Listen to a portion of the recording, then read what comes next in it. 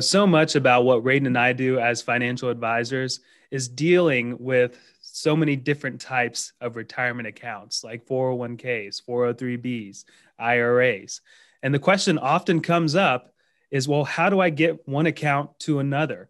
And how do I make sure that I'm not taxed when I'm doing so? How do I make sure I do this properly? Well, Raiden and I, we do this every day, whereas you may only do it once or twice in your lifetime, and that is a rollover. And so today we decided to kind of give you some insights as to how we do these, why we would ever do a rollover, and the whole process behind it.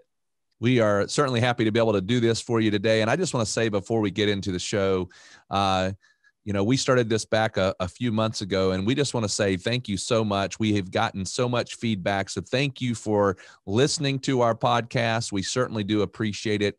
We love the feedback too. And we've gotten quite a few of you who have given us feedback and said, hey, we'd love to have you answer this question or that question. So we certainly do appreciate it. So before we get into the show, though, I would like to ask a favor. If you've not done it already, we certainly do appreciate from the bottom of our hearts if you can give us a 5-star rating and write us a review. We certainly would appreciate it, and particularly on iTunes. It certainly does help us to be able to have a good, productive show that we can have continuing to answer these questions. Also, if you are not a client of ours and you want to understand kind of how our process works, Merce and I have developed a mini video series called 4 Steps to Secure Your Retirement. And you can get access to that absolutely free. We do not ask for any money to watch these videos. But the way you get to it is you go to our website, which is pomwealth.net. And if you go in particular to /blog, you will see a lot of articles, but you also see access to that 4 Steps to Secure Your Retirement video series. But we do appreciate any and all feedback. And before we get into the call, though, or into the show, the podcast today, we do have to do what all financial advisors do. We have to make a clear disclosure. And so I'm going to turn it back to Merce to give us that disclosure. That's right. So the information contained in this podcast is intended to provide general information only and not to be considered individualized advice. Different types of investments carry different types of risk. As always, please contact your financial professional for advice appropriate to your specific situation. Enjoy the show. We are certainly happy to have you with us today for our Wednesday Retirement in Action podcast. Merce and I love doing these, and the reason why we love doing them is because we get to answer questions that people have had and that they let us know these questions, and then we're able to take a moment here on the podcast and answer them. And we have gotten back a tremendous amount of feedback as to the benefit. And so I want to say this: if in fact you have been listening to our podcast and you think to yourself, I have a question I want Raiden and Merce to answer, please reach out to us. You can go to our website, pomwealth.net. And there are multiple places there that you can contact us. Our email addresses are there. That's probably the easiest way to do it. You can find us on Facebook for Peace of Mind Wealth Management, and you can message us there. However you're comfortable. If you want to send us a question, we'd certainly appreciate it. And we'll try our best to answer those questions. But today's question is, how do IRA and 401k rollovers work? And so we're going to really kind of take us through this whole idea of when and how and why and all those kind of things. So the first thing we're going to do here is we're going to let Merce start off, and he's going to first talk about what is a rollover. Yeah. So a rollover is really the action of moving one account to another account. So back up a little bit, very likely as you worked in your career, you started accumulating some money into some retirement vehicles, 401k, 403b, 457, IRAs. So you're accumulating into these vehicles. And at some point, you may decide that you want to move it from where it is to another institution or to an IRA. And that's called a rollover. So it's moving basically an employer plan to another employer plan. So you can go from 401k to 401k, or you can go from 401k to IRA type accounts. So really in this podcast, we're going to talk about the two major types. One is the direct rollover, which is basically a trustee to trustee. And I'll let Radon talk about that. And the other is the 60-day rollover. So two major types that we are going to talk about. And I think it is important to understand the differences between the two, because there are some major differences that can result in some issues if you don't do them properly. So Radon, if you could just give us an idea of the two different types, trustee to trustee versus a 60-day rollover. So a trustee to trustee, if you think about it, that means that we're going from one institution directly to another institution. So let's say that you have a 401k, for example, or an IRA, it doesn't matter. And let's just for conversation say that that is held at Fidelity, but you're going to move that account, say, to Charles Schwab. Then in order to make it a trustee to trustee, Fidelity, your original holder, will make the check out directly to Charles Schwab. Now, when they make that check out, they're going to make it out and they're going to say to Charles Schwab, and then they're going to put three letters, FBO, which means for the benefit of you. So if that check was my check, it would say Charles Schwab, FBO, Radon Stancil. And so that is called a trustee to trustee transfer. The check is not made to me. I cannot put it into my account. And the government will allow me to do as many trustee to trustee moves or rollovers as I want to do. I don't have any kind of limit on that. Now, if I do the true sense of what's called a rollover and it's not trustee to trustee, then I've got some rules. And what that means is, now let's say that I call up and I want my 401k or my IRA to write me the check. They're going to write it to Radon Stancil. Well, now I'm under some time constraints because the IRS says that I have only 60 days to get that money back into an IRA. And if I do not get it in there within 60 days, I'm going to owe tax on that money. It's going to be taxable money that year. Now, if I'm under 59 and a half, not only am I going to owe the taxes on that money, I'm going to also owe a penalty, a 10% penalty in addition to the taxes. Now, one little caveat is with 401k money, if I move 401k money and they write the check to me, they are going to withhold, by law, they are required to withhold 20% of my money. So now think about the problem there. If I take a 401k distribution to me directly and they withhold 20%, so let's just use some numbers so we can visualize it. $100,000 I have in my 401k, they're going to withhold $20,000 in taxes. So if I end up saying I want to do a 60-day rollover of this money, I've only got $80,000. They withheld 20 that I will not get back until I file my taxes. So I would have to come up with the $20,000 to do an entire 60-day rollover. So the message is, if you do not want to take this money and pay income tax on it, do not do a 60-day rollover with your 401k in particular. You want to make sure that it's a trustee to trustee. So when you do the paperwork or you call the 401k company, you tell them that I want it to go to a new institution. Now, if you do not have an IRA set up yet, they may not allow you to do that.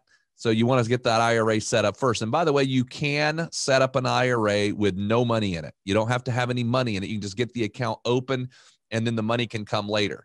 So recap, two types of rollovers: 60-day rollover, got time constraints, as well as you've got to get it. You might be taxed with a penalty if you don't get it back in there. The second one is a trustee to trustee. That's our preferred approach. Oh, by the way, on the 60-day rollover, you can only do one 60-day rollover in a calendar year. Now, not one per account, but one, just one in the calendar year. So keep that in mind. Now, there is this little thing that some people have tried. You might see something on the internet about this if you Google it or whatever, about trying to use this 60-day little rule and use it as a personal loan. So, Merce, can you walk us through kind of the problem with that? Yeah, yeah, and you see it, you see it all the time if you're searching on the internet, using a 60-day rollover as a personal loan. Um, we are, I will go ahead and say, we would say not to do it, and the reason why is because there is a decent amount of risk to it in the sense of the timing. So let's say you have that, let's say this is an IRA. So you have a certain amount of money in the IRA and you want to use it as a personal loan. So you say, I'm going to do a 60-day rollover, which is essentially doing a withdrawal. So you take out money from the IRA to use really for whatever you want to use it for. Maybe it's for a bill, maybe it's for a renovation, a down payment, whatever you want to use it for. And in your mind, you're saying, I'm going to make sure that this money gets back in within that 60-day window. So let's say you take out 10,000 day one, and by day 30, you put that 10,000 right back. Well, that's technically a 60-day rollover and you're okay. And that's how people say, well, you can loan your own money. There is no interest to it, technically. And you have the ability to do that as long as you do it correctly. The problem with this whole idea or concept of doing the personal loan 60-day rollover is that, issues come up. Maybe you're not able to come up with that $10,000 that you have to put back in within 60 days. Or maybe you forget about it, or maybe you just don't track the time well enough. And maybe now you're on day 61 and you put it back in to the IRA. Well, now you're in an irreversible problem, which is now, because you've gone outside of that 60-day window, that 10,000 that you took out is 100% income now. And there's really no way to go back and reverse it. The IRS, by the way, doesn't like you doing this. It's a provision that you could say some people have taken advantage of, and it has turned into somewhat of a strategy, a very risky strategy, but it's really not what the whole 60-day rollover was made for. It's not made for personal loans, but it is something that you can do. But at the end of the day, we see it as risky for mainly two reasons. Timing is very difficult to manage. And then, what if you don't have the funds to put it back in?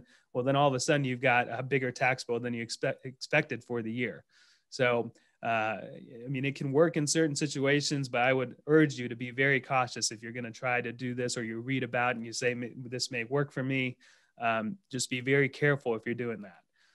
So we've talked about the two types of rollovers. Now, what makes us eligible is also very important. So like Radon said, there are some penalties involved if you're under the age of 59 and a half when it comes to IRAs, 401ks in general.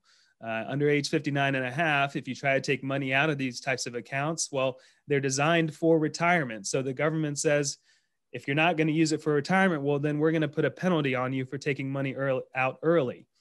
Well, at 59 and a half, a whole different world opens up to you, because now technically in the government's eyes, you're in retirement ages.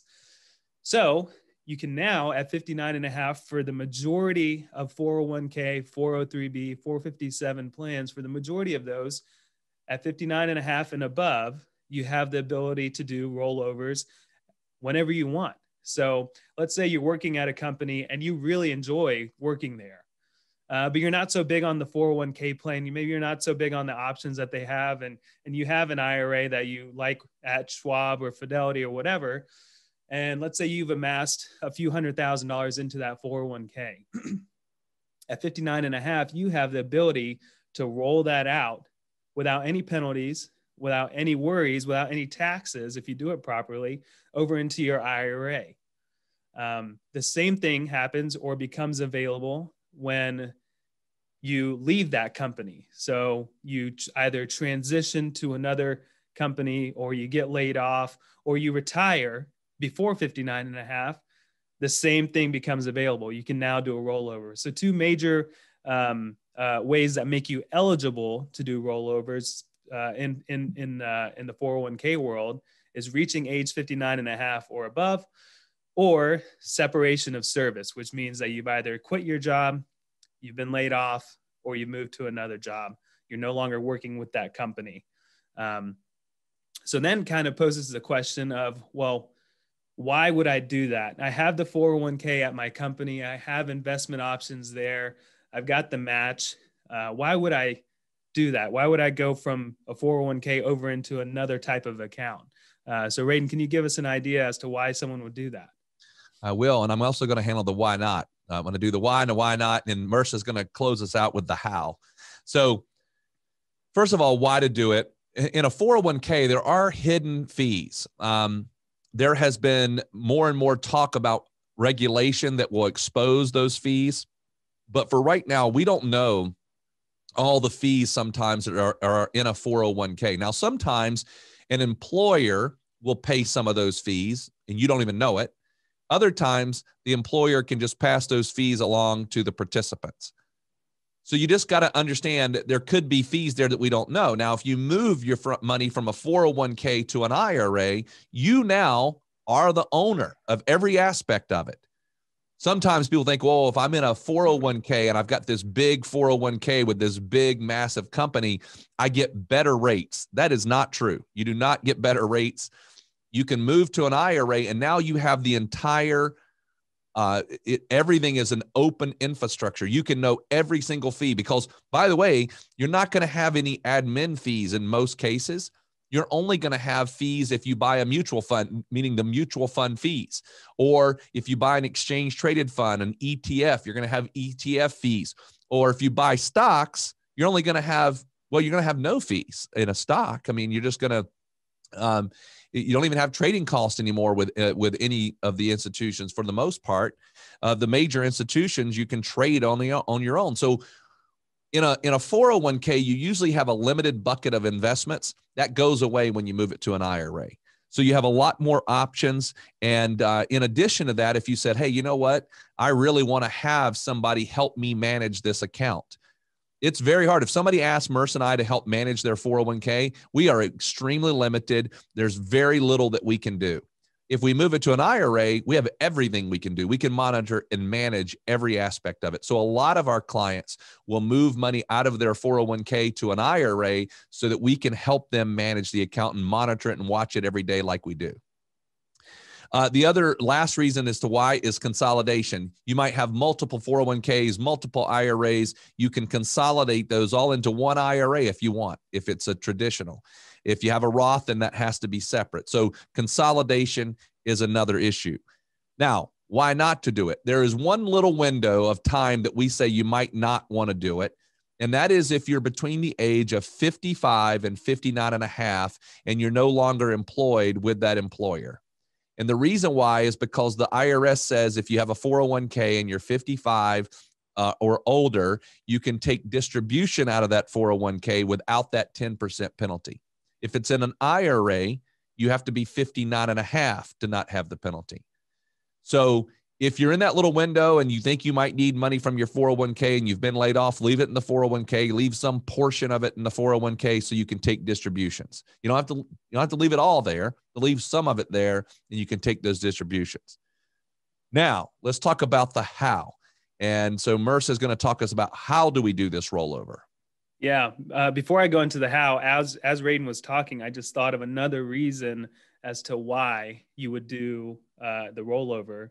And then it comes down to a lot of 401k plans limit how much activity that you can have within the account in a given, say, year. So some plans may say, well, you can only make a change in your 401k quarterly or biannually. So if you are someone that likes a little bit more active management, if you're someone that likes to trade a stock back and forth, doing that rollover, if you're eligible, opens you up to the ability to do transactions basically as you see fit.